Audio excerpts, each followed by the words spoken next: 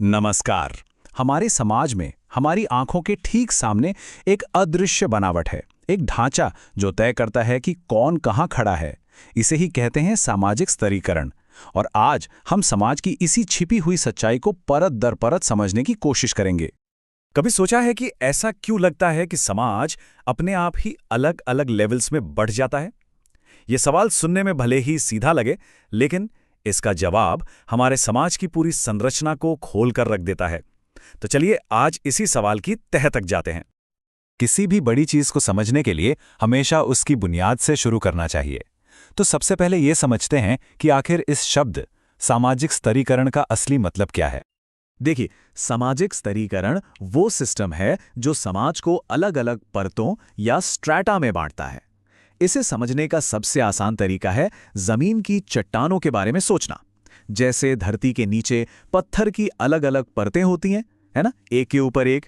ठीक वैसे ही समाज में भी लोगों की परतें होती हैं जो धन, सम्मान और ताकत के आधार पर बनती हैं। और यहाँ एक दिलचस्प बात यह है कि ये कोई नई चीज नहीं है और ना ही ये किसी एक दो जगह पर होता है। ये सिस्टम यूनिवर्सल है, मतलब ये दुनिया के हर समाज में, हर जमाने में मौजूद रहा है। ये सिर्फ कुछ लोगों के बीच के फर्क का नतीजा नहीं है। नहीं, ये तो समाज के पूरे ढांचे का ही एक हिस्सा है। तो अगला सवाल ये उठता है कि समाज आखिर ये परतें बनाता कैसे है। चलिए अब उन अलग अलग सिस्टम्स को देखते हैं जिनका इस्तेमाल करके समाज में ये ऊंच नीच या हायरार्की बनाई जाती है। मोटे तौर पर देखें तो ये परतें बनाने के दो मुख्य तरीके हैं। एक तरफ है जाति व्यवस्था। ये एक बंद यानी क्लोज्ड सिस्टम है, मतलब किसी की सामाजिक हैसियत उसके जन्म से ही तय हो जाती है और उसे बदलना लगभग नामुमकिन होता है। लेकिन दूसरी तरफ है वर्ग व्यवस्था, जो एक खुली यानी ओपन प्रणाली है। यहाँ मेहनत, काबिलियत और मौकों के जरिए कोई भी इंसान सामाजिक सीढ़ी पर ऊपर या नीचे जा सकता है। ये सब हमें इस चर्चा के सबसे बड़े सवाल पर ले आता है, आखिर ये सिस्टम मौजूद ही क्यों है? समाज में ये ऊंच नीच है ही क्यों? समाजशास्त्र के कुछ सबसे बड़े विचारकों ने इस पहेली को सुलझाने की कोशिश की है। और जब इस सवाल का जवाब ढूंढते हैं तो एक नाम सबसे पहले और सबसे जोरदार तरीके से सामने आता है, कार्ल मार्क्स। उन्होंने स्तरीकरण को पूरी तरह से एक आर्थिक नजरिए से देखा। मार्क्स के लिए समाज का बंटवारा बिल्कुल साफ था। ये सिर्फ इस बात पर टिका था कि किसी के पास उत्पादन के साधन यानी फैक्ट्री, जमीन, पैसा हैं या नहीं। जिनके पास हैं वो मालिक वर्ग हैं और जो सिर्फ अपनी मेहनत बेचकर गुजारा करते हैं वो मजदूर वर्ग। और मार्क्स के मुताबिक इन दोनों वर्गों के बीच हमेशा एक संघर्ष, एक टकराव चलता रहता है। लेकिन क्या समाज का बंटवारा सिर्फ पैसे की बुनियाद पर होता है? एक और महान विचारक थे मैक्स वेबर, जिनका मानना था कि नहीं, कहानी इससे कहीं ज्यादा पेचीदा है, ज्यादा कॉम्प्लेक्स है। वेबर ने मार्क्स की बात को और आगे बढ़ाया। उन्होंने कहा कि किसी की सामाजिक हैसियत सिर्फ एक नहीं बल्कि तीन चीजों से मिलकर बनती है। पहला है वर्ग यानी आर्थिक स्थिति।